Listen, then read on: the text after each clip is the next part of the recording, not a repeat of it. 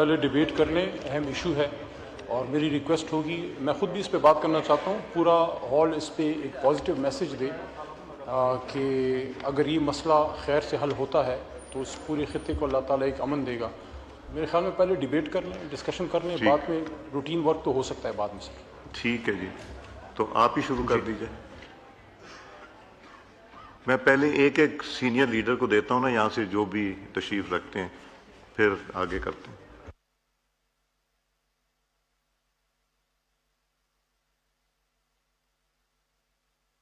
جی علی محمد صاحب۔ بسم اللہ الرحمن الرحیم، اللہم صلی علی محمد وعلی آل محمد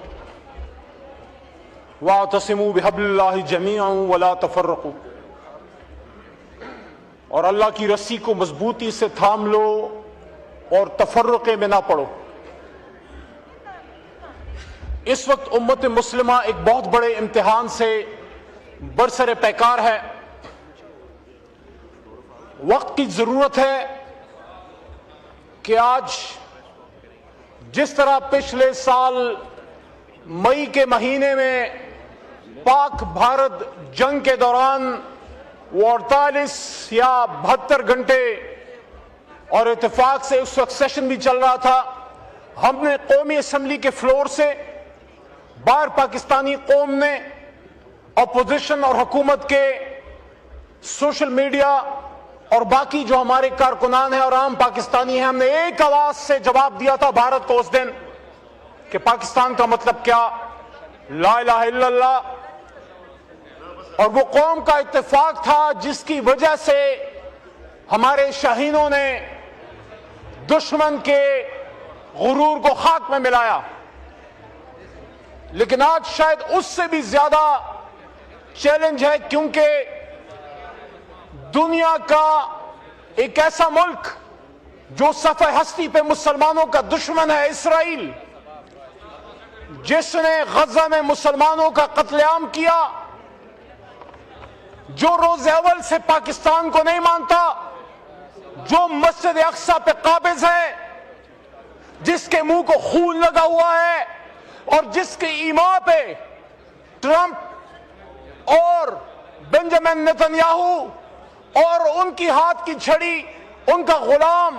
نریندر مودی، یہ سارے ایک ہیں۔ جس طرح سے انہوں نے ایران پہ الغار کی، میں پاکستانی قوم، ہماری اپوزیشن، ہماری حکومت، ہماری تمام سیاسی مذہبی جماعتیں، جس طرح انہوں نے سیاسی اختلافات کو ایک طرف رکھے اور سنی شیعہ ڈیوائیڈ سے اٹھ کے بطور مسلمان ایران کے ساتھ کھڑے ہوئے، میں سمجھتا ہوں کہ جو ایرانی حکومت اور ایرانی قوم نے پاکستان کا شکریہ ادا کیا، یہ ثابت کرتا ہے کہ پاکستان کو اللہ تعالیٰ نے چنا ہے اس امت کی سرداری کے لیے، اس امت کی لیڈرشپ کے لیے، لیکن اس کے لیے اس قوم کو کچھ معاملات پہ اپنی سیاسی اختلافات سے ذرا تھوڑا سا اوپر اٹھ کے سوچنا ہوگا۔ ایک ہو مسلم حرم کی پاسبانی کے لیے، ایک ہو مسلم حرم کی پاسبانی کے لیے، نیل کے ساحل سے لے کر تابخا کے کاشغر، ایرانی قوم، ان کے لیڈر شہید علی خامنائی،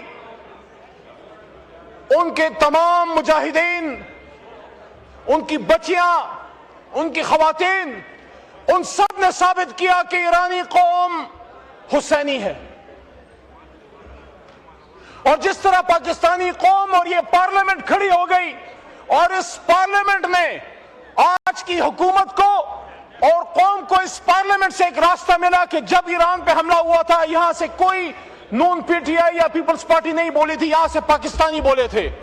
ہم نے ایران کی سپورٹ کی تھی، یہاں سے ہماری اپوزیشن کی جماعتیں، فضل الرحمان صاحب، تحریک انصاف،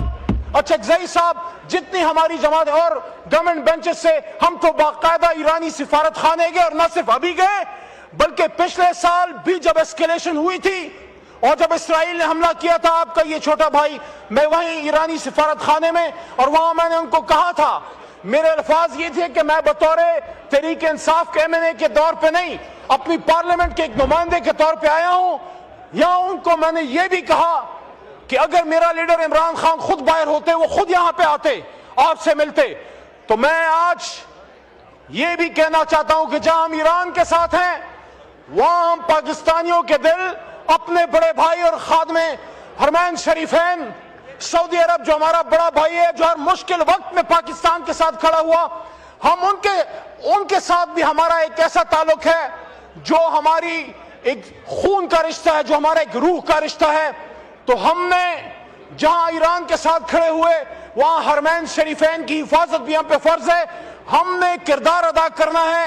कि हम उम्मत मुस्लिमा में जोड़ का बायस बने, हम तोड़ का बायस ना बने, और हम कोशिश करें कि ईरान और जीसीसी कंट्रीज, बिलखुसूस ईरान और मुत्तहिदा अरब इमारात, ईरान और सऊदी अरब, ईरान और कतर, इन ममालिक के बीच में हम एक बड़े भाई का किरदार अदा करें। तो यहां मैं हुकूमत को यह कहना चाहता हूं कि हमारा सियासी इख्तिलाफ मुल्क के अंदर है, हमारा सियासी इख्तिलाफ इलेक्शन के इशूज पे है। खान साहब जेल में हैं, उनकी वाइफ जेल में है, उनके हेल्थ इशूज हैं, आपने उनको अस्पताल तक नहीं जाने दिया, वो हमारे घर के इशूज हैं। लेकिन अब पाकिस्तान की बात है, पाकिस्तान के लिए, उम्मत मुस्लिमा के लिए जिस तरह इमरान खान हमेशा खड़े हुए, पाकिस्तान के लिए अगर आपको हमारी जरूरत है, हम आपके साथ हैं। लेकिन आपको मैं ये जरूर कहना चाहता हूं कि आज जितनी इस मुल्क में एक सियासी इत्तेफाक राय की जरूरत है, शायद माजी में कभी ना थी। ये पाकिस्तान को अल्लाह ताला ने, ऑनरेबल स्पीकर साहब आखिरी 1 मिनट में बात करूंगा, अगर हमारे बच्चे जो यहां पे बैठे हैं पीछे, स्टूडेंट्स, पाकिस्तान को हमेशा अल्लाह ताला ने इज्जत दी। 27 रमजान अल मुबारक को जब ये मुल्क बना तो कायद आज़म मोहम्मद अली जिन्ना से पूछा गया था, और ये एक इंटरनेशनल लाइफ मैगजीन में उनका इंटरव्यू छप चुका है, जिसमें कायद आज़म ने कहा था, उनसे पूछा गया कि mister Jinnah, how do you perceive Pakistan, आप पाकिस्तान को किस तरह देखते हैं, आप पाकिस्तान का मुस्तकबिल उम्मत मुस्लिमा में किस तरह देखते हैं। तो कायद आज़म ने वो बात की, स्पीकर साहब, जो सालों बाद